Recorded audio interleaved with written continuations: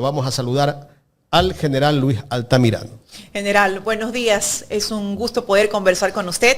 Y por supuesto tenemos que darle nuestras felicitaciones y nuestro agradecimiento por esa vocería para el pueblo ecuatoriano que sin duda alguna trajo sus frutos y que es salir del desconocimiento. Y eso es importante, que el pueblo salga del desconocimiento, que todos salgamos de la ignorancia. Hemos aprendido muchísimo con sus exposiciones, lo felicitamos.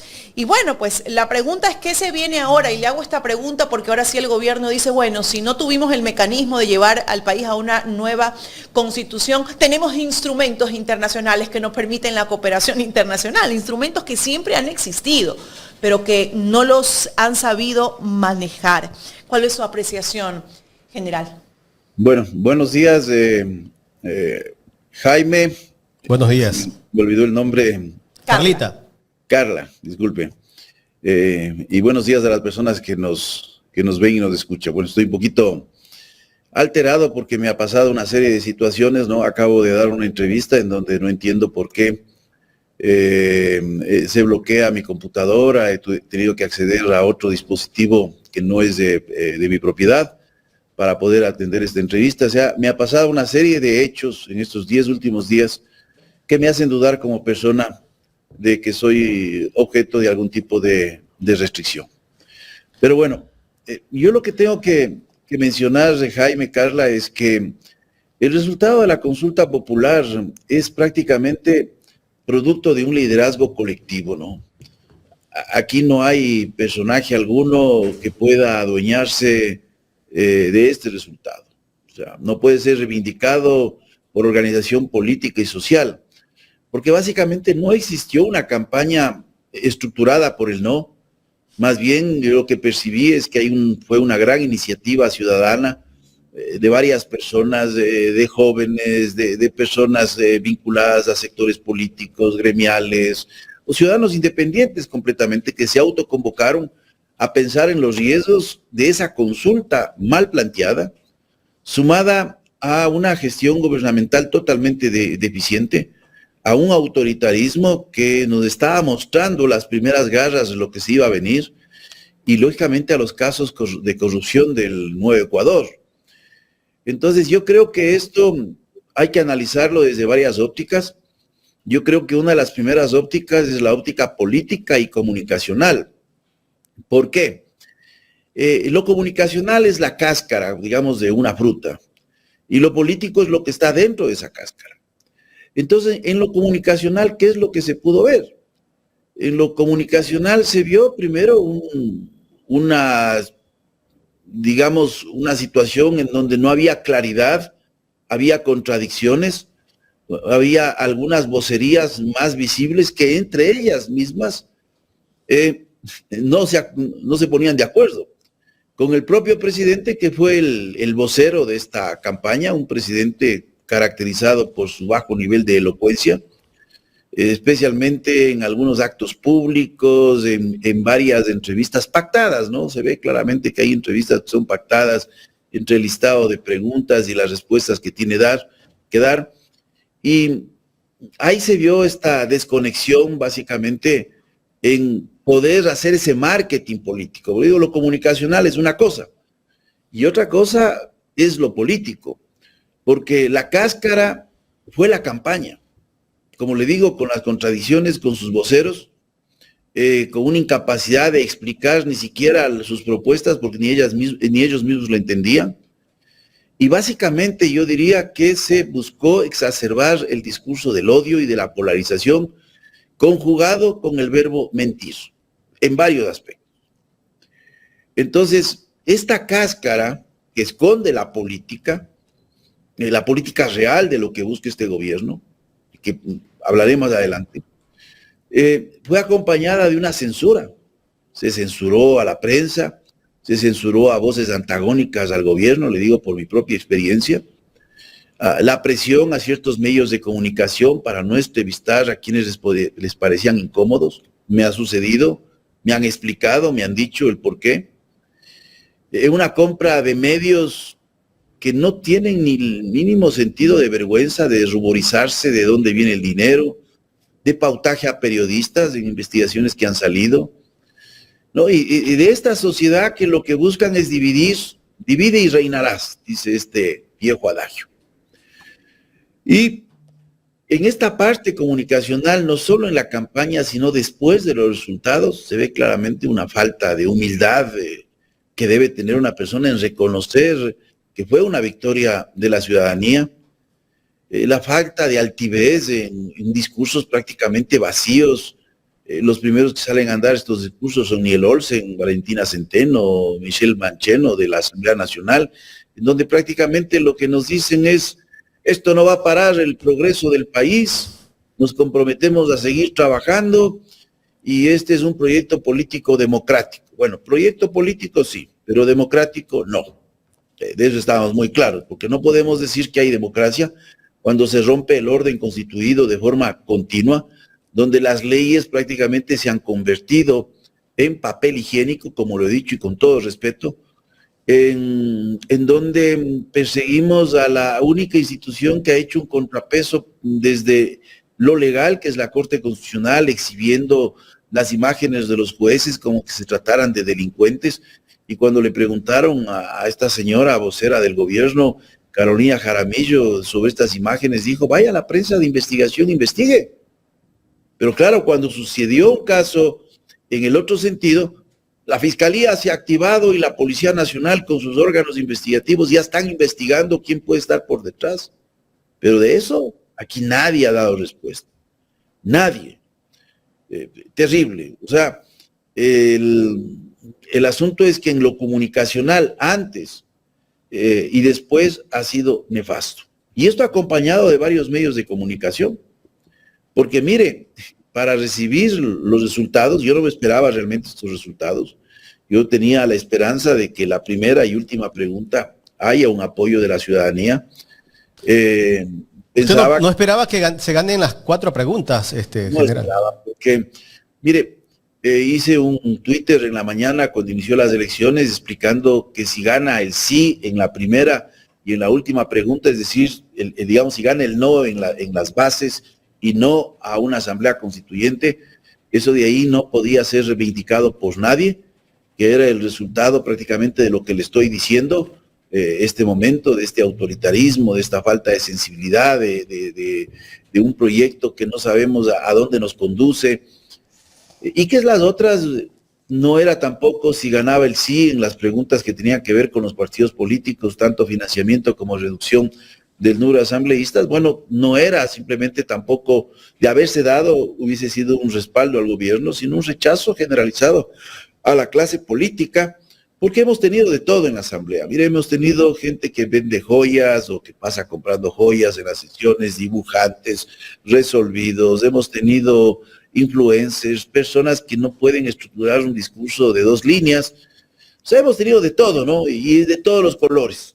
Aquí no hay que decir de aquí no ha existido y solo de acá. Entonces hay un rechazo normalmente.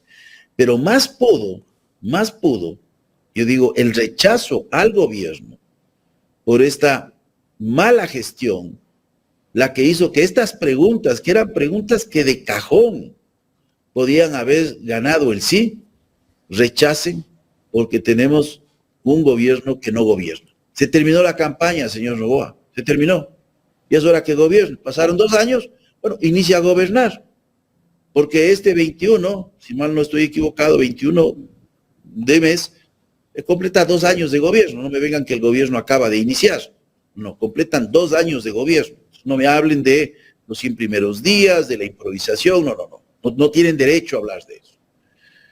Entonces no hay ni siquiera esta humildad. Y en lo político, debajo de esa cáscara se esconden muchas cosas, ¿no? Ahí se esconde, por ejemplo, mire, un proyecto de carácter personal y de grupo. Y aquí, por ejemplo, no se ha hecho noticia, porque lógicamente tuvieron muchas noticias en septiembre, sobre el intento del presidente de fijar unilateralmente el valor de la caja de banano, el precio de la caja de banano. El presidente emite un decreto, lo publiqué en mi cuenta de X, emite un decreto en donde establece una modificación al reglamento donde él de forma excepcional, cuando quiera, ¿no? Como yo decía, el el rey prácticamente, el monarca, ¿no? Porque si hay un procedimiento ya instaurado por varios años, justamente porque el mercado del banano es un mercado imperfecto, es un oligopsonio, en donde usted tiene un montón de vendedores y que ellos lo manejan. Claro, y esos vendedores hay, y esto lo expuse en una entrevista, no sé, con ustedes, lo que configura el sector bananero entre los pequeños productores, los medianos productores y los grandes productores. Claro, el Grupo Noboa es el que compra el banano. El mayor comprador de banano es el Grupo Noboa. Exactamente, está entre el 40 y 50%, que lo más interesante es que usted no puede acceder a estos datos a través de las cámaras porque son confidenciales, ¿no? Aquí la palabra confidencial se ha utilizado para todo. Como yo decía, ¿qué pasaría si la pregunta de las bases hubiese sido aprobado? Bueno, todo se hubiese echado bajo 7 candados en un acuerdo con cualquier país, que no sabemos si nos hipotecaban, si nos ponían una base para 99 años, no sabemos. General, perdón que le interrumpa. Jóvenes en Acción, como les he dicho, se coloca bajo 7 llaves en la categoría de confidencial. Esa es la democracia sin transparencia. ¿Usted no cree que el gobierno va a seguir insistiendo con el tema de bases militares para el próximo año tal vez? Mire, lo que vaya a insistir el gobierno habrá que enfrentar. Yo creo que un país sin institucionalidad no puede correr el riesgo a que una persona que cree que no hay contrapesos políticos, que no hay contrapesos jurídicos, que no hay contrapesos institucionales y constitucionales, pues tenga el poder de firmar lo que quiera. Yo creo que esto ya expuesto de forma muy abierta de lo que ha pasado.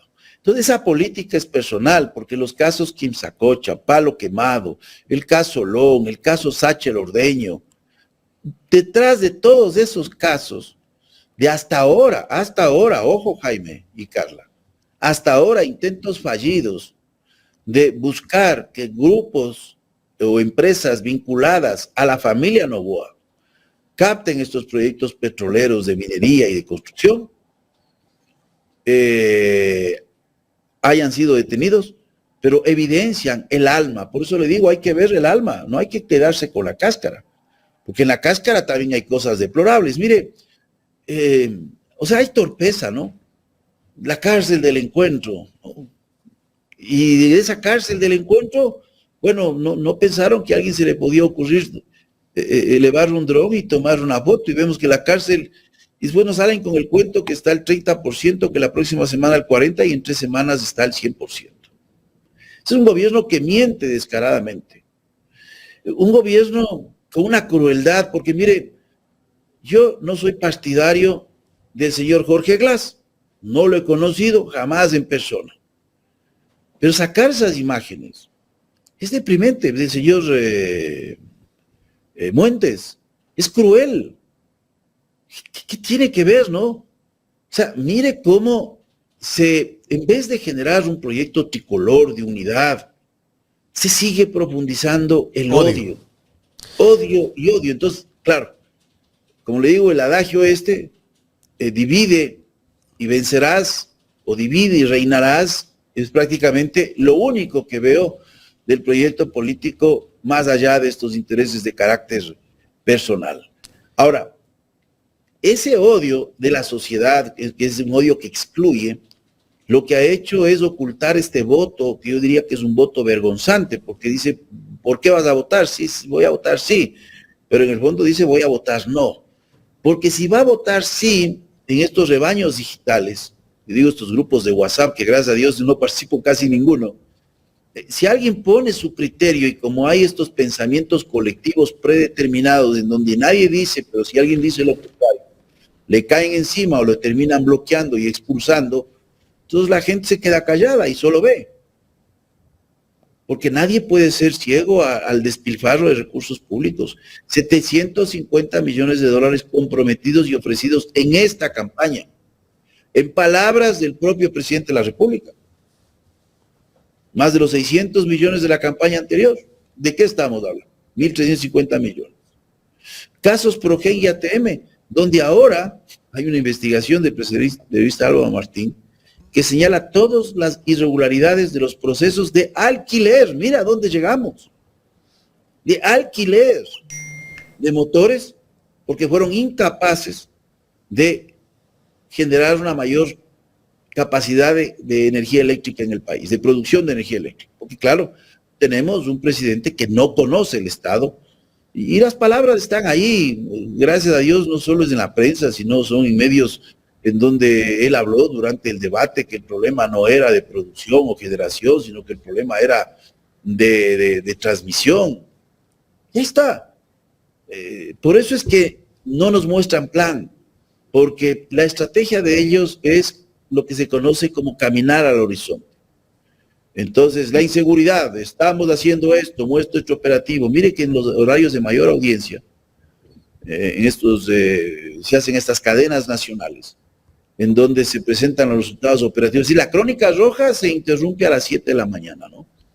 Para decir estos resultados. Entonces, si la estrategia de caminar al horizonte, porque usted dice, bueno, ¿y cuál es el objetivo? ¿Qué es lo que esperamos? No hay nada. Entonces seguimos avanzando. El problema es que cada vez que caminamos al horizonte 2 pasos, el horizonte también está a 2 pasos. General. Seguimos de la misma distancia. General, sí, el domingo, el día de las elecciones, el presidente hizo el último show, ¿no? Lo había mandado al señor John Reinberg a España para que vaya a reportar la captura de alias Pipo. Ese fue parte de otro show que lo terminaron haciendo justo el día de las elecciones y él amplificó en sus redes sociales. Sacaron también los medios que son altavoces del gobierno y toda la prensa tradicional, pero no le favoreció. Sí, mire, lo que pasa que cuando se informa y de manera cortada los hechos, a la final alguien los devela. Y en vez de tener un resultado positivo, se transforma en un resultado negativo. Y esto es lo que pasó en esta situación. Porque básicamente eso proviene de otro proceso de investigación que se llevaba en España y que permite dar con este delincuente. Pero se busca aprovechar como que se trataba de una operación que todo ya estaba coordinado, planificado. Mire, lo propio, y esto publiqué en mi cuenta de X, cuando se dio este anuncio de la reducción de aranceles al Ecuador. Y yo veo un medio de comunicación, no lo voy a mencionar porque no busco afectar, que saca ese titular, ¿no? Y en la explicación tampoco hace mención a la noticia original. Entonces yo publiqué, por ejemplo, no sé si publiqué de la República de Colombia, del diario La República, pero sí publiqué de la BBC, publiqué de otro medio internacional de los Estados Unidos. Fue a varios países y el motivo de esa reducción es porque tuvieron un revés electoral Trump y el partido republicano en las últimas elecciones por la elevación del costo de vida causado por los productos de origen agrícola de varias partes del mundo que están sujetos a aranceles. Inclusive en el diario de la República de Colombia hay una gráfica muy interesante de cómo se ha elevado el precio del café que consumen los americanos, ¿no? Las personas que viven en ese país, desde la llegada de Trump. Bueno, sumando el café, sume las bananas, sume el atún, sume todos estos más de 100 productos, porque lo que hice es traducir esta publicación de la BBC, porque si uno pone otra publicación, así, no, es que esa publicación es de la izquierda, porque así somos, ¿no?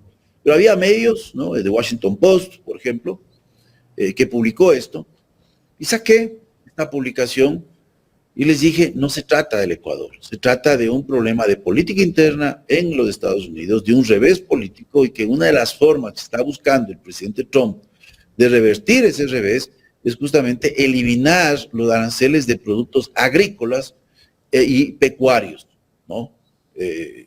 Pescado, carne, etcétera, etcétera, que están encareciendo el nivel de vida o afectación al costo de vida de las familias en los Estados Unidos. Entonces, eso es informar con transparencia. Eso es informar de manera completa. Entonces, yo veo aquí periodistas influencers, que inclusive respondí a una de ellas, que no voy a decir el nombre, pero que informen de forma completa. Por eso yo digo, yo resalto una entrevista que hizo María Sol Borja a Juan Carlos Calderón del fin del periodismo, ¿no? Porque el periodismo tiene que ver los dos lados. No puede ver solo un lado. Hay que ver los dos lados. Hay que tener equilibrios en esto para buscar la verdad. Entonces, a mí me preocupa cómo se dora la píldora. Aquí tenemos cosas que son terribles, se ponen bajo siete llaves, se oculta, ¿no? Entonces, cuando se habla del nuevo Ecuador, seguimos adelante, presidente, ¿qué? Tapando los contratos como de Progen y ATM, colocando bajo 7 candados los contratos de los procesos del Ministerio de Defensa Nacional, que algún día serán fiscalizados, no fiscalizados. ¿Será que la Fiscalía, la UAF, alguien se preocupa, la Comisión de Fiscalización, de saber cómo se pagaron $2.600.000? Yo sé que la posta se compra en 3 partes, pero aún así son valores elevados de una persona que tiene un capital, o digamos una declaración patrimonial de $66.000. ¿A alguien no le preocupa esto? Ese es el nuevo Ecuador de ocultar, el nuevo Ecuador de sembrar odio. Entonces yo creo que hay que cambiar, ¿no? Mire usted, ya nombrando a los candidatos a la asamblea, ¿no? Le nombran a la señora Diana Salazar. Mire, y con todo respeto, la señora tiene mucho que respondernos, porque ha actuado políticamente. Yo no puedo decir que todos sus actos han sido malos, ni todos buenos, no me gusta poner en eso, pero que ha tenido un comportamiento político y un enlace con el presidente desde antes de dejar su cargo, porque la notificación para ser aceptada fue efectuado prácticamente tiempos antes de ocupar ese cargo. Entonces hay un enlace, ¿no? Y de ahora dice, voy a venir de asambleísta. Yo creo que está acabando con aciertos que ha tenido, en otros casos profundizando sus errores que también ha tenido en su gestión, porque nadie es perfecto. Yo creo que hay muchos errores ahí, pero se estaba tratando de vender esta idea, ¿no? El día de las elecciones, que es algo que me causó hilaridad, o sea, me generó más allá de una sonrisa o risa más bien, fue ver que en algunos medios hacen unos programas televisivos y todos los comentaristas que estaban ahí eran comentaristas por el sí. O sea, no había uno de la parte contraria. Se convirtieron en altavoces estos medios. Mire, yo no estoy por el sí ciegamente, ni estoy por el no ciegamente. Yo estuve por el no claramente, pero con argumentos. Presenté mis argumentos. Porque, como decía, sí, bueno, si viene una base, por decirle, ya, ningún problema. Bueno, pero en un país con institucionalidad, no a permitir que se haga lo que quiera, que ya tuvimos ese problema, porque recuerde usted que con la base de Manta, que también hay algunos resultados positivos, también tuvimos resultados negativos. Recuerde usted que no pasó por el Congreso, porque el señor Hayes Mellers dijo, no, esto no tiene que pasar la aprobación del Congreso, listo, vaya nomás, firme. Así fue.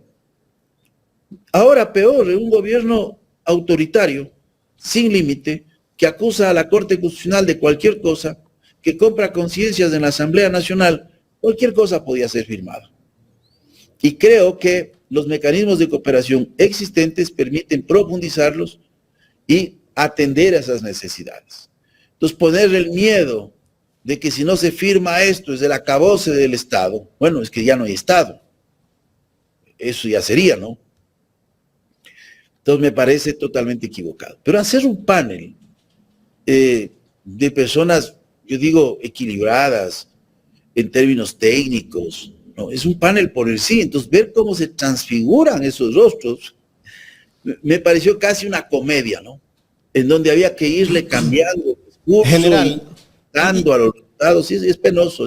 General, y en ese momento que gana la tendencia del no, yo no entiendo por qué un medio de comunicación independiente, que dicen ser independiente, convocan a los invitados de la tendencia perdedora, cuando debe ser lo contrario. Estaban desde las 5 de la tarde. Eso es lo interesante, ¿no? O sea, estaban convocados. O sea, esperaban ganar ellos. Esperaban ganar. Claro, pero usted escuche las declaraciones del señor de la Gasca, ¿no? en esta asamblea constituyente vamos, y etcétera, etcétera, ¿no? Y después ya no saben qué decir. General, una consulta. Si bien es cierto, tenemos que reflexionar en torno a los resultados, ¿no? Todos, ¿no? Como sociedad, como organización y el gobierno. Pero ¿en qué reflexión deberían ingresar, sobre todo los altos mandos de las fuerzas militares? Porque el gobierno también ha impuesto esa narrativa de que es un gobierno legítimo, de que tenía todo el respaldo del pueblo ecuatoriano para actuar, y frente a los diferentes casos que se dio después de las protestas sociales en Imbabura, ¿qué reflexión deberían hacerse los altos mandos de las fuerzas militares? Bueno, yo iniciaría por una reflexión de carácter, yo digo político, la gestión de los conflictos sociales. Esto es sumamente importante. Lógicamente que cuando en esa gestión no hay la prudencia suficiente, la inteligencia suficiente, se llega ya a niveles de crisis y de conflicto posteriormente. De la crisis pasamos al conflicto. Y ese conflicto no solo tiene expresiones de carácter verbal, es decir, expresiones simbólicas, sino expresiones en el mundo físico, en el mundo real, en donde hay violencia. Es una mala gestión del conflicto, en términos de la anticipación, porque es poner más leña al fuego, ir a la Taconga, ir a Imbabura. Miren los resultados de la consulta. Son los lugares donde yo hubiese pensado que en Imbabura hubiese habido un respaldo más bien hacia el sí, ¿no? Es un respaldo al no. Porque usted un problema de estos no lo gestiona, después busca comprar conciencias. Ahí está el famoso programa, no recuerdo el nombre, de jóvenes en Ibarra. ¿Cómo es el programa? Jóvenes en Acción. No es el programa Jóvenes de Acción, es otro programa que hicieron ahí en Ibarra, en el nororiente de Quito. Es un programa que lo hicieron inclusive en la parte sur del Carchi, que lo hicieron con el claro motivo de buscar la adhesión y el apoyo mediante la restitución de daños ocasionados por las manifestaciones. Eso es lo que ocurrió. Pero no le dio resultado, porque mire los datos del noroccidente de Pichincha, en donde ganó. En las elecciones anteriores, yo tengo una muy buena amiga que trabaja allá y tiene adhesión política, lógicamente, yo respeto, y me decía que en la segunda vuelta, prácticamente en donde había ganado la otra candidata, aquí había barrido Novoa. Entonces, yo esperaba que, quién sabe, haya una tendencia similar, pero fue al contrario. Fue una tendencia muy fuerte a favor del no en las 4 preguntas. Y lo que refleja es, venga, señor presidente, sí, me da el billete, pero yo no cambio mi posición frente a las cosas que estoy viendo. O sea, hay un electorado más informado, porque no solo es a lo que vio en la campaña, a las contradicciones, sino a lo que ha ido percibiendo en términos de salud, en términos de los casos de corrupción, en términos de la no respuesta a estos problemas ciudadanos. Yo diría que ni siquiera la inseguridad entró en la cabeza de las personas, de que es un problema que el presidente no ha sabido capaz de manejar, capaz de gestionarlo. No creo ni siquiera que parte por ahí, porque como que se ha ido la gente asimilando a decir, bueno, esta es la vida que nos toca vivir. Y le digo en sectores especialmente que están alejados de la situación de esta problemática, pero usted mire, prácticamente Manabí, en la provincia del Guayas, en el Oro, son votaciones mayoritarias al no. Ahora, general, a nivel internacional, después de estos resultados, ¿cómo queda el gobierno de Daniel Noboa? Por ahí ya nos dicen que el riesgo país subió. ¿Y cómo se ve a nivel internacional el Ecuador después de esta derrota? Porque si no ganas, pierdes, y si pierdes es una derrota del presidente Daniel Noboa. Mire, en términos del riesgo país hay que tener mucho cuidado en la lectura de esta cifra y también en los intereses que se tiene detrás de este elemento. Porque a quienes más les interesa el riesgo país, y con esto no hago de menos, que no deja de ser importante en términos de la capacidad que tiene el Ecuador para acceder a créditos, de igual forma para lanzar bonos al mercado, pero son a los tenedores de bonos. O sea, pensemos que usted es tenedora de un bono, y aquí no sabemos quiénes son, que muchos son nacionales y muchos ligados a sectores políticos. Cuando usted disminuye el riesgo país, ese bono tiene mayor capacidad de ser negociado en el mercado, ¿no? Entonces, es como decir, para poner en términos que nos puedan entender, a pesar que es otro instrumento totalmente diferente. Hablemos de estas pólizas de acumulación, ¿no? Que la gente va al banco y dice, bueno, coloco este dinero. Digamos que esto fluctúa. Mientras haya mayor estabilidad en un indicador numérico, usted obtiene la posibilidad de vender ese instrumento a un precio mayor o tener mayores utilidades en el descuento que se hace a los bonos. Porque los bonos no trabajan con una tasa de interés, sino con tasa de descuento. Yo fui profesor de mercado de capitales y conozco bien el funcionamiento de eso. Sino haciendo esta analogía, ¿no?, de estos certificados a la final que le permiten a usted obtener réditos en anuales y réditos lógicamente en el largo plazo y réditos en la venta del instrumento. Se puede deshacerse del bono y venderlo. Cuando el riesgo país sube, estos instrumentos se negocian a precios más bajos en el mercado de valores.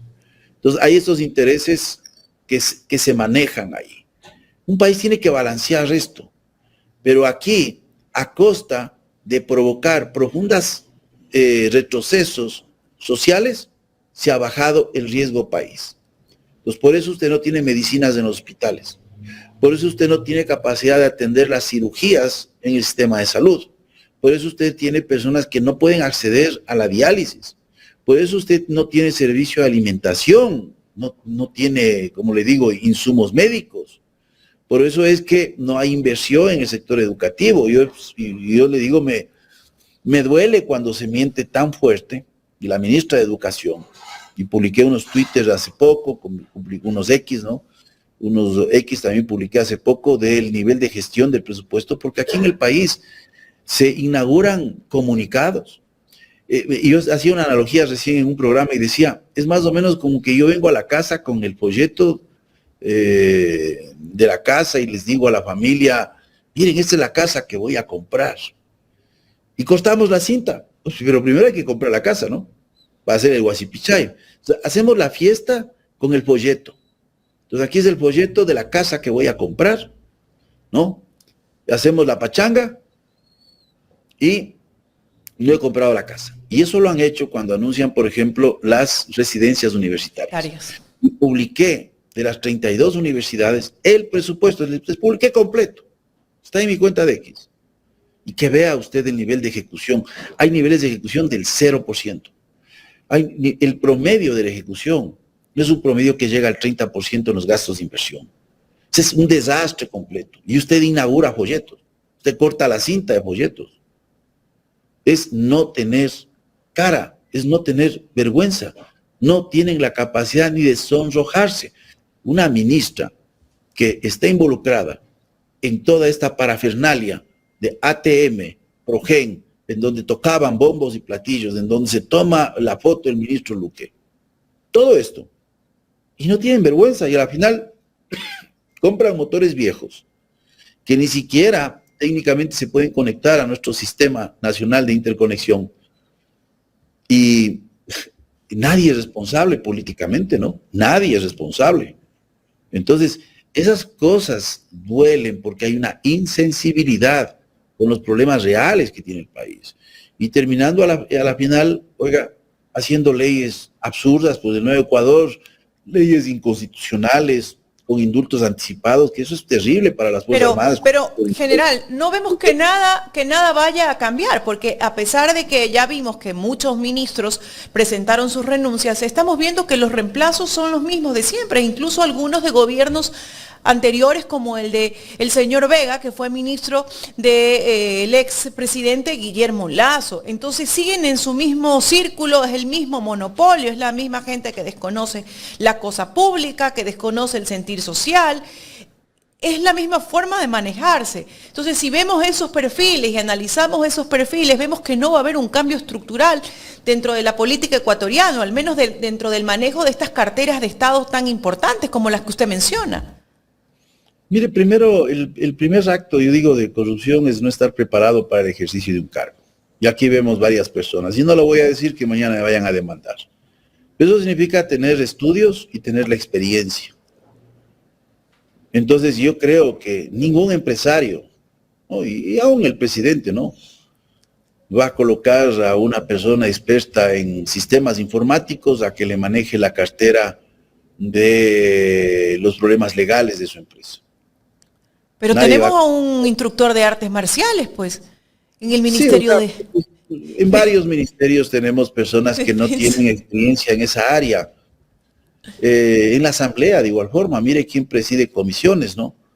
Entonces, mire, en lo militar siempre hay la doctrina que se llama. La doctrina son conceptos de carácter general que permiten el entendimiento entre las personas de una rama en las diversas especialidades y que permiten a la vez la planificación con base a soluciones de carácter general. Esa es la doctrina militar, por ejemplo.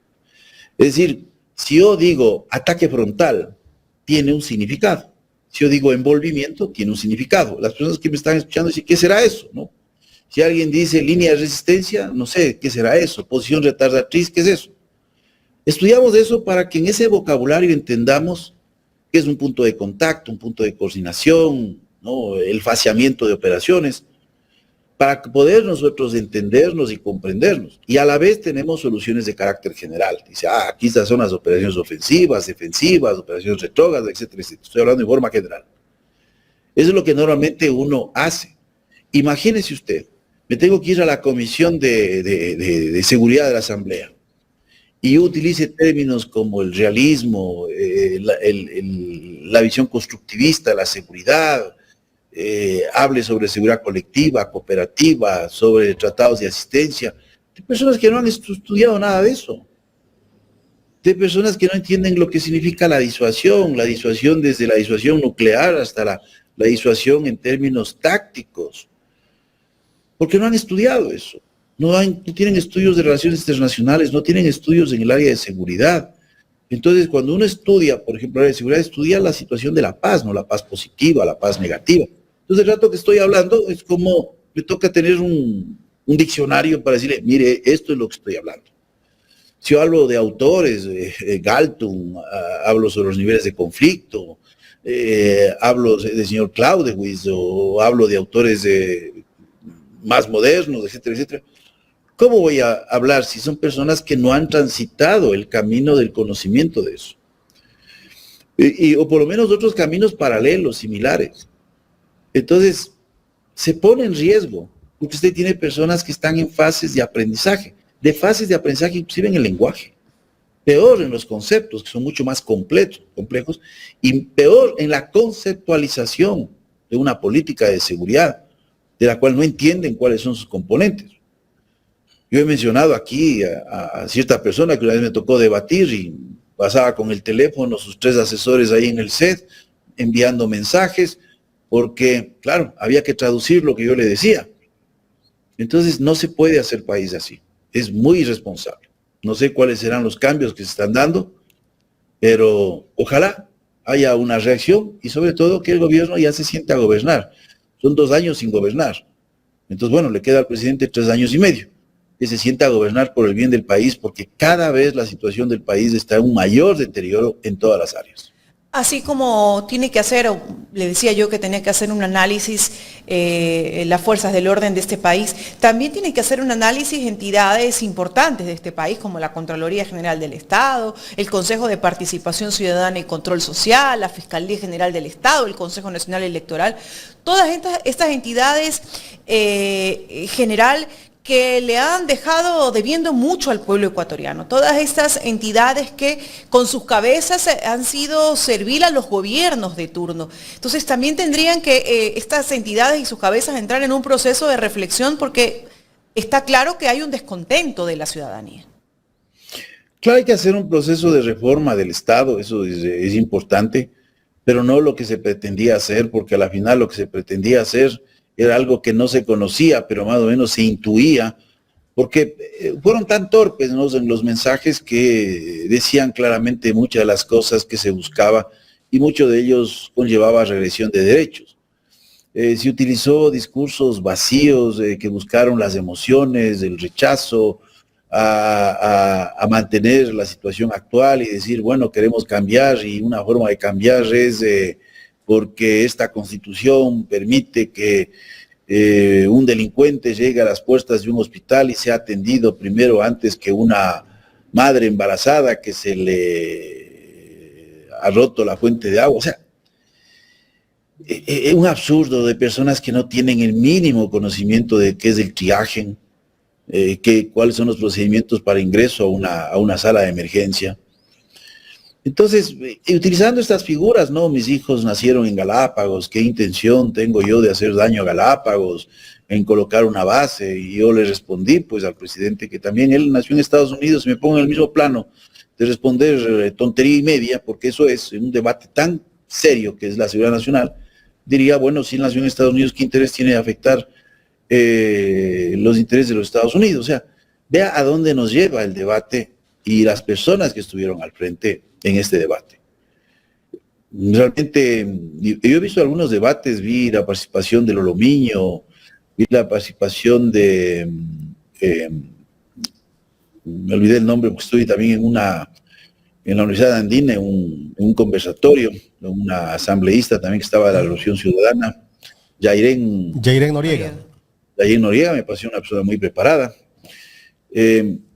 En donde a las preguntas nadie fue capaz de decir cuál era el artículo de la Constitución prodelincuencial.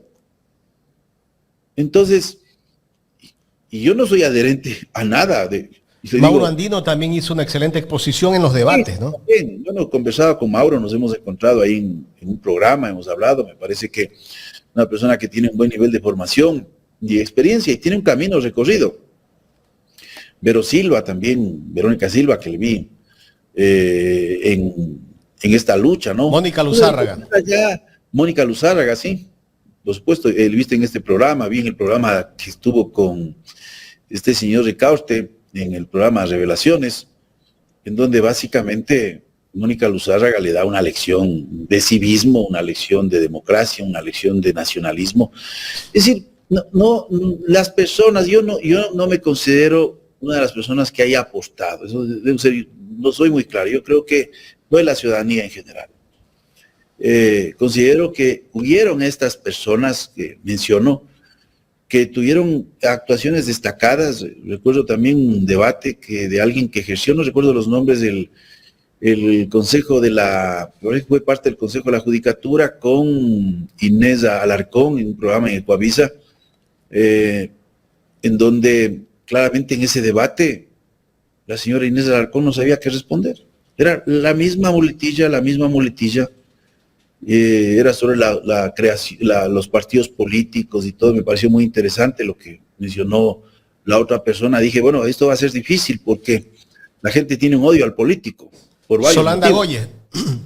Solanda Goye, sí. Sí, disculpe, no recuerdo. Siempre me estoy informando, entonces, viendo esto, es varias personas, ¿no?, que estuvieron más allá de intereses personales, porque hubieron personas que apoyaron, unas no y otras sí, pero con un interés claramente personal. No un interés nacionalista, sino un interés de carácter personal. Entonces yo creo, Jaime, que esta es una muestra de cómo se puede crear un proyecto de sociedad. En cuando las personas dejan sus espacios, dejan sus reductos políticos, cuando los ciudadanos se comprometen, participan. Eso es lo que yo denomino formar un liderazgo colectivo. Un liderazgo colectivo frente a un país que se desangra en la violencia. Terminaremos con el año más violento de la historia, y esto es gracias al Plan Fénix. Terminaremos con un país cada vez más empobrecido porque, yo le he mencionado acá en los estudios que se hace sobre la cobertura de la canasta básica, hoy estamos cada vez en niveles más paupérrimos. Porque la canasta básica, lastimosamente, la lectura que se hace desde personas que tienen visiones muy reduccionistas, dicen, no, pues la canasta básica está en tanto, y multiplico el salario básico unificado por 1.6 perceptores, tomando en cuenta de que reciben 14º, tercer sueldo, y con eso a la final tengo un excedente, sí, pero el problema es que 35% de la población está en condiciones de empleo pleno, pero el resto no recibe ni los décimos, ni gana el valor de un salario básico unificado. Entonces, los 3 primeros quintiles de la población, estamos hablando cercano a 10 millones de personas, o alrededor de 10 millones de personas, 10.200.000, prácticamente no cubren la canasta básica. Y la canasta básica no es para vivir de lujos, es para sobrevivir. General, ¿y qué pasa cuando esa persona que no tiene para cubrir la canasta básica se enferma un familiar de esa familia? Claro. Y no tiene salud. Mire, aquí en Quito, le digo porque conozco a varias personas, prefiero no mencionar el porqué, etcétera, etcétera, recurren al chulco. Y es el chulco diario, ¿no? Y es un chulco penoso, porque son chulcos en donde piden 50, $100. Y que cada día les vienen a pedir lo que tienen que pagar. ¿Qué hacen estas personas? En sus casas tienen que degradar su calidad de vida, es decir, más agua a la sopa o menos papa a la sopa. Agua a la leche o menos leche, en definitiva. Y si tengo un familiar enfermo, estar sujeto a estas condiciones. Y algunas personas, en la desesperación, comienzan a buscar ligarse a actividades que no son las más adecuadas para un ciudadano. Entonces, es un problema que tiene su origen también la violencia en la pobreza, muy ligado al factor de pobreza. Por eso le decía, esto se va a profundizar, porque este año muchos ecuatorianos iban a migrar, no han migrado por las políticas de Trump, migran por las políticas nacionales, porque la fuerza migratoria tiene una característica, es expulsora, y por otro lado las fuerzas migratorias son resultado también de la atracción. Entonces, expulsan porque no hay buenas condiciones o son atraídos porque hay mejores condiciones. Nadie migra a Ucrania en este momento, ¿no? Porque no voy a buscar estar peor que acá. Esa es la realidad, pero uno puede ver las tendencias. ¿Cuándo se reinició la nueva tendencia migratoria del Ecuador? Lo que se denomina la cuarta ola migratoria. 2022, gobierno del señor Lasso. Usted mire los datos antes del 2022 y usted puede ver que se dispara la migración y prácticamente hasta el año anterior, el primer año del presidente Noboa, y estos 4 años migraron casi 400.000 ecuatorianos. Y lo que le mencionaba en su programa, ¿qué significa esto? Ruptura de hogares, ausencia de progenitores, adolescentes, niños en las calles, grupo de barrio, pandillas, delincuencia. Porque esos espacios afectivos lo cooptan esos espacios físicos. La ausencia del padre, de la madre, a veces el cuidado de terceros. ¿Quién coopta eso? Un grupo de amigos. Entonces, ese es el grave problema que tenemos. Entonces, la pobreza también se convierte, y no digo todos los pobres, ¿no? Pero se convierte también en una parte de esa fábrica de la delincuencia. Porque también hay delincuentes de cuello blanco que les sobra el dinero, pero trabajan por la ambición. Esa es la corrupción de cuello blanco, por ejemplo. Que ya no es el dinero, ¿no? A veces es el desafío a la autoridad, es de la ambición, etcétera, etcétera. Entonces es un problema complejo, pero el presidente dijo, antes de asumir su primer mandato, si podemos decir así, para mí él está culminando su segundo año de gobierno, dijo que iba a disminuir el 50% en la tasa de homicidios el primer año y que el segundo año íbamos a llegar casi a 0, ¿no? Bueno, estamos viendo que vamos a tener una tasa de homicidios posiblemente superior a 50 homicidios cada 100.000 habitantes. O sea, es una situación de extrema gravedad lo que está ocurriendo en el país. ¿Y se va a exacerbar la violencia en este país, cree usted? ¿O habrá alguna manera de contrarrestar aquello? Mira, hay varias formas por las cuales se puede enfocar e ir gestionando este fenómeno que estamos atravesando. Yo no quiero entrar aquí en detalles, yo también he publicado una obra, he dado exposiciones, estoy invitado este día viernes a a un evento importante, que es un evento internacional, lastimosamente cerrado, para análisis de un informe de Crisis Group sobre violencia. Entonces yo digo, me parece una oportunidad siempre para mencionar cuáles son las alternativas, los caminos de lo que tiene que hacer el país, y el ser considerado ya constituye para mí una oportunidad de hacer escuchar mi voz desde el punto de vista técnico. Pero creo que en el momento que vivimos hace poco con esta consulta, sí era oportuno señalar los riesgos, los peligros a los que nos llevaba esta consulta, sobre todo de un gobierno sin límites y sin ideas, ¿no? Porque pensar en los cambios de la arquitectura de seguridad en el país, yo no he visto ninguno.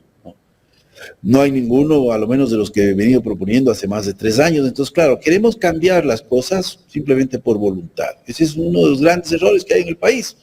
O sea, lo que decimos a veces militarmente, métele más ñeque, sí, métele más ñeque, pero cambia la herramienta. Porque si no vas a seguir cavando huecos y quién sabe no llegues a donde tengas que llegar. Entonces estamos desgastando ese esfuerzo. Pues la arquitectura de seguridad no tiene cambios, sigue siendo la misma.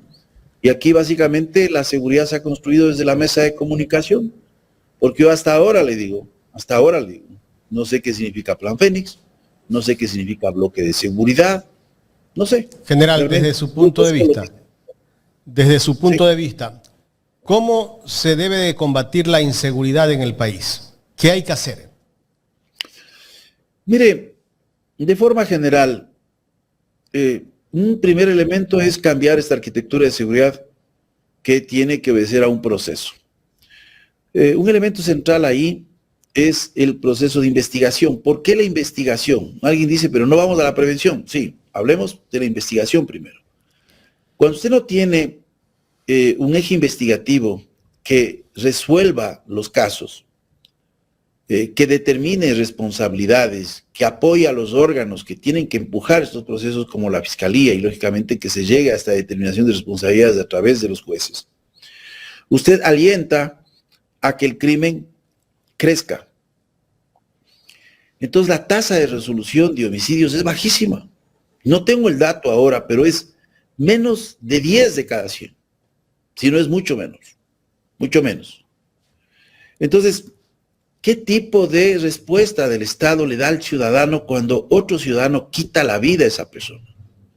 Prácticamente ninguna, porque son delitos inclusive de acción pública, que no necesita presentar una acción para perseguir ese delito, una acción particular. Entonces el eje investigativo tiene que crearse. He dicho esto, yo creo más de 1000 veces en entrevistas. Un cuerpo técnico de investigación independiente de la Policía Nacional. Hemos perdido el tiempo, van cerca de 3 años y medio que vengo mencionando esto, se desperdician recursos, como usted ve, con la finalidad de que este eje técnico de investigación esté conformado por personas que solo se dediquen a esa área, que no obedezcan a estas lógicas militares que están en la Policía Nacional de rotación entre el servicio preventivo, entre el servicio de inteligencia, entre áreas especiales que puede tener la policía, sino que se dediquen a eso, que tenga una lógica civil, no una lógica militar. No es la lógica de llegar a un grado y comandar algo, no. Es la lógica de la experiencia.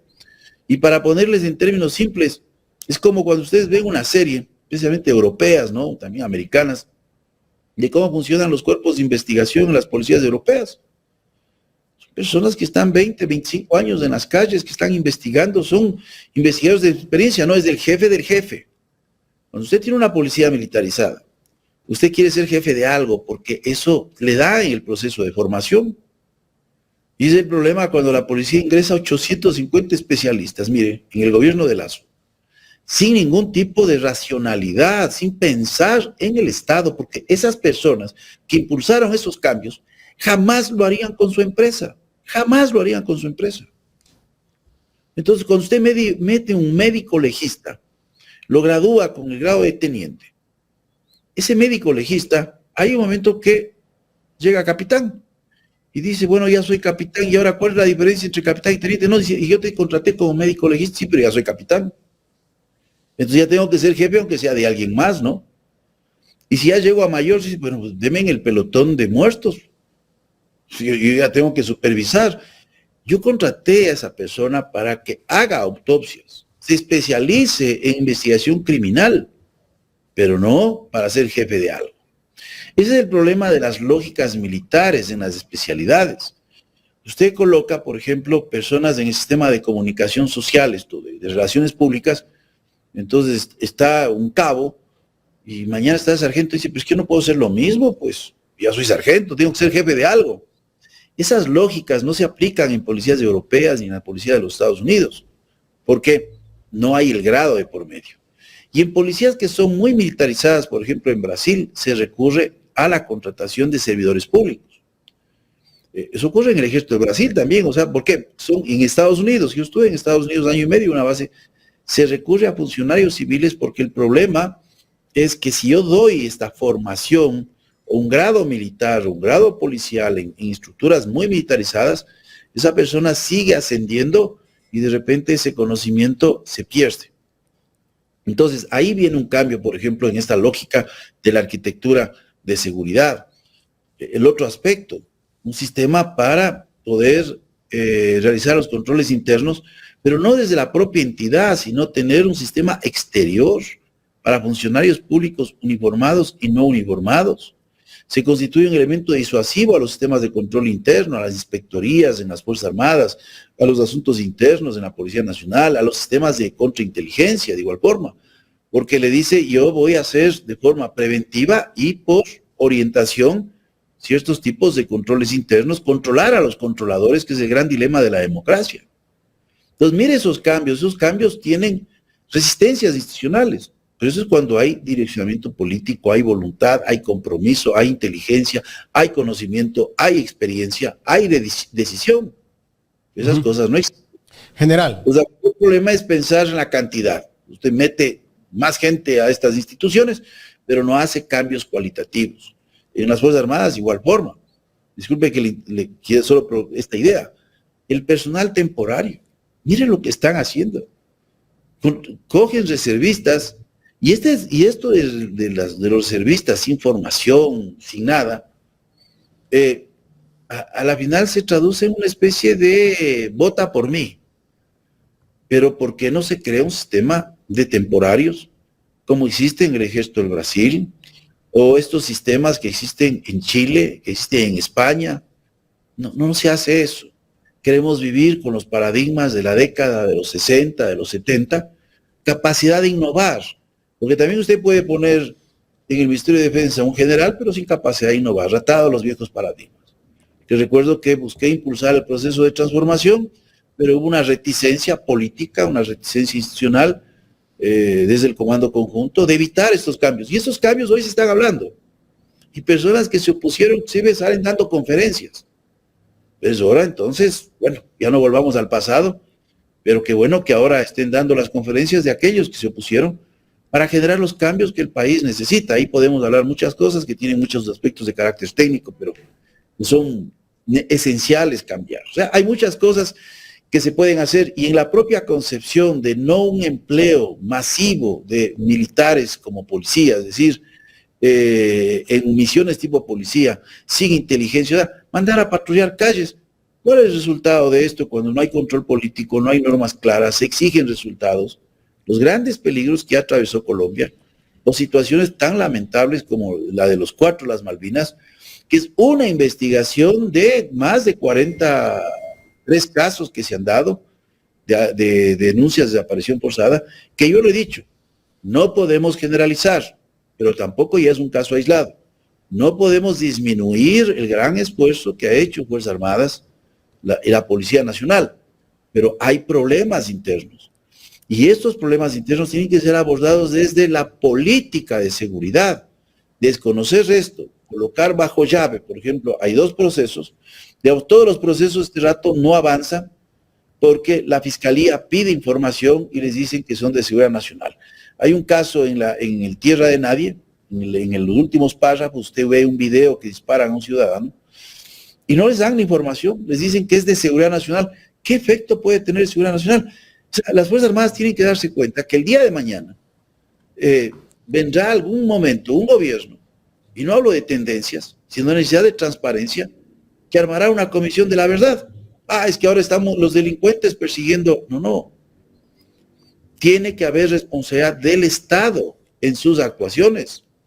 Y hay un caso anterior a este último que publica Tierra de Nadie, en donde me contaba esta persona, que he estado a veces en varios eventos, que el video es horroroso de la actuación de un personal que no se presenta públicamente porque está en fase de indagación previa, pero el proceso no avanza.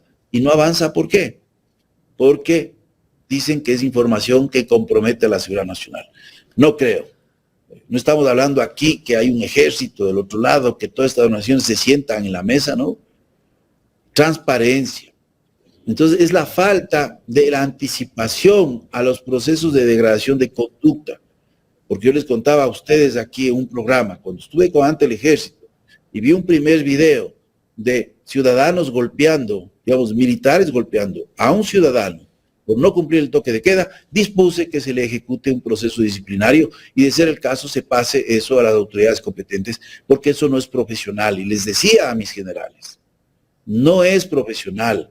La gente puede aplaudir afuera, pero si no hacemos algo ahora, esto de aquí tranquilamente se degrada en una conducta en donde el día de mañana ya no solo es una paliza, sino que puede transformarse en una muerte. Entonces, esa es la responsabilidad, como he dicho, de un comandante. El comandante no puede tener la euforia del subteniente, del teniente, del soldado. Tiene que ser muy cerebral y pensar no solo en las responsabilidades actuales, sino las responsabilidades futuras y la imagen de la institución. Aquí el trabajo del 99% de los militares, que un gran sacrificio y esfuerzo, se ve empañado por un 1% que no ha comprendido cuáles son los límites de sus acciones. General, en la época del correísmo, ¿por qué se disminuyó el porcentaje de homicidios? Muchos hablan de que se pactó con las mafias, pues no hay ninguna prueba de eso, ¿no? ¿Por qué se disminuyó? ¿Qué se hizo en ese gobierno? Bueno, mire, yo en el análisis que he realizado en esa parte no he profundizado mucho, pero sí coloco algunos datos y observaciones. Es lógico que hay una tendencia a el área social, que tiene una repercusión directa sobre la situación de seguridad. Y pese a que el contexto estratégico había un cambio, porque no hay que olvidarse que el Plan Colombia comenzó a empujar muchas las actividades hacia un país de débil institucionalidad. O sea, no podemos decir que Esmeraldas era una maravilla ni Sucumbíos. Son sectores que han sido permanentemente olvidados del país, ¿no? Esmeralda es un sector olvidado y sobre todo reprimido desde la revolución de Carlos Concha, donde se coloca autoridades que no son nacidas en esa provincia, en una forma de castigo, de sometimiento. Y yo decía en algún momento, porque está en mi libro, que alguien dice, pero ahí se construyó el complejo de la refinería de Esmeraldas. Sí, pero no se lo hizo por el pueblo de Esmeraldas, se lo hizo por situaciones de seguridad nacional, porque era el lugar más alejado frente a la posibilidad, cuando manteníamos estas tensiones con el Perú, de un bombardeo. Entonces hay que colocarlo no en la frontera, sino, si es posible, en la parte más alejada de la frontera con el Perú. Entonces, hubo esto, una presión del Plan Colombia, el proceso de paz y todo lo demás, todo esto fue teniendo incidencias y repercusiones. Entonces no se puede decir que analizar esta época se deba a un solo factor. Hay varios factores que han incidido. Así como hubieron resultados muy positivos, también no podemos olvidar que, y le digo inclusive en asignaciones presupuestarias para Fuerzas Armadas y Policía Nacional, fueron las más altas en ese periodo, en términos de los gastos de inversión. Yo estaba a punto de presentar todo un artículo en Flaxo, pero fue suspendido este seminario por el gobierno. Y no lo hago para aplaudir eso, sino para hacer notar en números lo que es. Pero también hubieron estas tensiones innecesarias con Fuerzas Armadas, en una falta de conocimiento de la institución, de su simbolismo, de muchos elementos, en donde se buscó introducir una lucha de clases totalmente innecesaria, porque había que hacer cambios. Porque, mire, yo le voy a poner un ejemplo muy claro.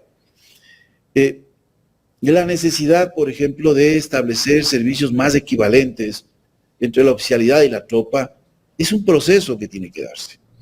Y es un proceso necesario. Lo hice en su momento en el 2002, cuando fui comandante de un batallón en el oriente del 48 Sangay, a orillas del Curaray, Lo hice cuando fui comandante de fuerte, antes que vengan estos elementos y directores de la Escuela de Artillería y de una gran unidad ahí en El Oro, en donde comencé a unificar los servicios de alimentación, a eliminar estas diferencias. No lo hice frente a un discurso político, lo estoy hablando en el 2008, ¿no? Lo hice porque sentía que tenía que haber mayor igualdad, pero sobre todo porque ya había tenido otras experiencias. En los Estados Unidos la tropa y la oficialidad comen juntas, comen separadas, no hay diferencias. Pero cuando usted viene y pone ese discurso de unos contra otros, ese discurso destruye la disciplina. Ese discurso afecta un elemento que es la columna vertebral de una organización militar, que es la disciplina. Yo le he dicho aquí que es disciplina. La disciplina no es obediencia ciega. La disciplina es obediencia consciente frente al marco legal, a la autoridad competente en el momento oportuno. Cumplo a quien tengo que cumplir de forma integral, no puedo cumplir una parte de la orden, pero también puedo decir que no voy a cumplir porque si la obediencia es consciente, también puedo desobedecer conscientemente. También se cumplió con la homologación salarial, ¿no? En el gobierno del expresidente Correa. Ahí se dio la homologación salarial el 90%, ¿no? Podía haberse cambiado y se produjeron 2 alzas salariales adicionales. Las personas que me escuchan van a decir, pues señores, no, estoy haciendo un análisis técnico, esa es la realidad, ¿no? Como le digo, hubieron también errores, porque nadie puede desconocer el problema de angostura, ¿cierto? En donde también había situaciones que son oscuras para el país. Todo esto hay que analizarlo y ponerlo en una balanza, pero el país necesita avanzar, el país necesita un gran acuerdo, porque no creo que el país, después de estos 4 años del señor Noboa, que serán en la práctica casi 6 años, el país pueda continuar así. Un presupuesto desfinanciado para el próximo año, mal elaborado, o sea, primero mal elaborado, desfinanciado, un país sin norte, no sabemos hacia dónde vamos, un país con una destrucción de los servicios públicos. Mire la situación de infraestructura. Conversaba con un buen amigo en Manabí que dice, no hay cómo transitar en esa provincia, no hay nada. Entonces, ese es el país que tenemos. ¿Cuál será el país que nos entregue una persona que tiene un proyecto muy personal, que no tiene empatía social, y que nos lleva en estos 2 años de gobierno a una situación cada vez más calamitosa? Entonces será muy difícil para un gobernante de aquí a 3 años y medio el que reciba un país que esté caminando. Todos nos han venido diciendo de que la mesa está servida, que dejé arreglando. El señor Lasso dijo que el gran logro era resolver el problema fiscal y todo, y vino el presidente actual y dijo no, que todo eso era mentira. Terminó su primer año de gobierno y dijo que el problema fiscal está arreglado, pero bueno, ahora está profundizado. Profundizado por un mal manejo de las finanzas públicas. General, finalmente, ¿qué va a pasar si este gobierno sigue gobernando con autoritarismo como lo ha hecho hasta ahora y si no escucha al pueblo? ¿Qué va a pasar de aquí a 1 año? Yo no quiero ser, no tengo la bola mágica. No quiere ser agorero. Pesimista, diga. O sea, no tengo una bola mágica porque pero yo creo que desde el punto de vista personas, del análisis de la política. Bueno, si es que no hay resultados, básicamente aquí podemos tener una confluencia justamente ciudadana, más allá de cualquier confluencia que pueda darse desde el movimiento político, social, sobre la continuidad o no del gobierno. O sea, esto le digo con toda la responsabilidad, no estoy impulsando absolutamente nada.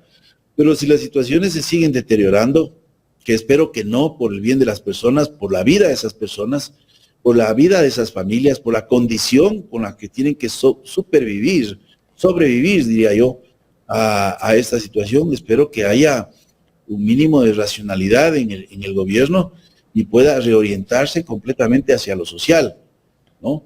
Porque yo veo bien complicado el problema del país. No quiero decir que pueda pasar, pero la violencia es imparable. El día de mañana usted puede tener índices de 30 homicidios cada 100.000 habitantes, también estaremos mal. Pero por lo menos se da algo, ¿no? General. Pero hoy, con 50 homicidios cada 100.000 habitantes, lo que nos dice es que prácticamente no estamos mejor que antes. Tomando en cuenta que muchos expertos han anunciado que hay una carta de intención con el Fondo Monetario Internacional y que en esa carta de intención está de que el próximo año el gobierno va a subir el precio del gas o va a eliminar el subsidio al gas. También hablan del aumento del precio de la electricidad. Bueno, hay algunos anuncios que se podrían dar para el próximo año porque no tiene recursos, se ha gastado el billete que le han dado en bonos. Bueno, no solo en bonos, sino en contratos que no han dado resultado, porque mire, ahí usted tiene el caso de Progen, ATM, 140 millones, y ahora tienen que alquilar motores. O sea, imaginémonos, vamos a alquilar motores porque no tenemos para comprar los motores, pero no pasa nada, ¿no? Aquí estamos en las bodas y en todo lo demás y no pasa absolutamente nada. Como le digo, no soy pitonizo para saber qué pueda suceder, pero si no hay un cambio, estamos frente a una situación de un despertar social, no de un despertar de partido político alguno, más allá de quienes puedan sumarse. Pero la situación del país es crítica y no creo que tampoco la violencia social solucione el problema de esa violencia también que está sujeta a la sociedad, en esta violencia disciplinante del gobierno y en esta violencia también en la afectación a la calidad de vida que tienen las personas. General, eso es lo que veo. General, queremos agradecerle por el tiempo en esta entrevista. Nos hemos pasado de 1 hora. Me parece que era necesario analizar todo lo que se ha vivido en estos últimos meses y en esta elección de consulta popular y referéndum. A usted muchas gracias, Jaime, Carla, por la invitación. Estoy siempre a las órdenes. Gracias. Gracias, general Luis Altamirano. Bueno, una amplia exposición del general y estable, porque ahora nos preguntamos cuáles van a ser los rumbos de este país. Déjeme enviarle un saludo a la querida provincia de Loja, la Centinela del Sur, que está de fiesta. Gracias, y a nuestro amigo Jimmy en Estados Unidos también. Un abrazo para todos ustedes Jimmy allá. Lucero. Jimmy Lucero, correcto, Jaimito. Así que muchísimas gracias a todos, gracias a todos nuestros seguidores porque han estado súper conectados a esta señal, la señal de Cora en directo. Jofre Valdés, Rebeca La Tacela, Aniceto, Simón Kulki, Jacinta Ronquillo. El futuro con el cartón es incierto, dice Jacinta. Yo no lo veo tan incierto. Yo más bien lo veo que es un futuro delineado a conseguir los intereses, a ver la forma de que se cumplan los lineamientos del Fondo Monetario Internacional, y él ya demostró que no respeta la Constitución, ya demostró todas las inconstitucionalidades que ha hecho, así que va a buscar la forma. Jaime. Yo no sé de dónde va a sacar dinero para el próximo año este gobierno, que dice que se aumenta el presupuesto general del Estado y que necesitan ni sé cuántos millones de dólares para cubrir el déficit. No sé de dónde va a sacar el billete, porque el próximo año, si tiene que cumplir con esa carta de intención del Fondo Monetario Internacional, se viene el aumento del precio del gas. El pueblo no lo va a aceptar esta vez. Con eso va a subir más la canasta. Con estos resultados electorales del señor presidente de la República, si intenta quitarle el subsidio al gas, acuérdese, Carla, que en esta vez no creo que va a salir solo Imbabura a las calles, no creo que solo va a salir Quito a las calles y otras ciudades del país. Yo creo que van a salir todas las ciudades del país a las calles. La gente no va a aguantar. Y se seguirá viendo escándalos de corrupción que aparecerán de lo que ha hecho este gobierno, ¿no? No solamente lo que hemos visto, porque hay casos de corrupción que no se los... que no han sido expuestos. No han sido expuestos, pero habrá muchos más casos de corrupción. Lo del Seguro Social, que fue lo último que se denunció por temas de conflicto de intereses. Yo creo que hay mucho más que conflictos de intereses. Y que no lo denunció el partido político opositor, que no lo denunció el correísmo, lo denunció gente incluso que ha sido parte hasta el mismo círculo de él. Si le quitan la educación superior al pueblo, ya deja de ser pública, como anunció también un vocero del gobierno. ¿Qué se vendrá? O sea, las respuestas me refiero a la respuesta del pueblo. ¿Qué va a pasar? Yo no creo que el pueblo se va a quedar callado. Si le quita la salud a la seguridad social, ¿qué va a pasar? O sea, hay tantas interrogantes que tenemos que hacernos. Si este gobierno el próximo año aplica todo lo que le está pidiendo el Fondo Monetario Internacional y que lo ha venido cumpliendo, yo no sé qué va a pasar, Carlos. Profundizando la debacle de este país.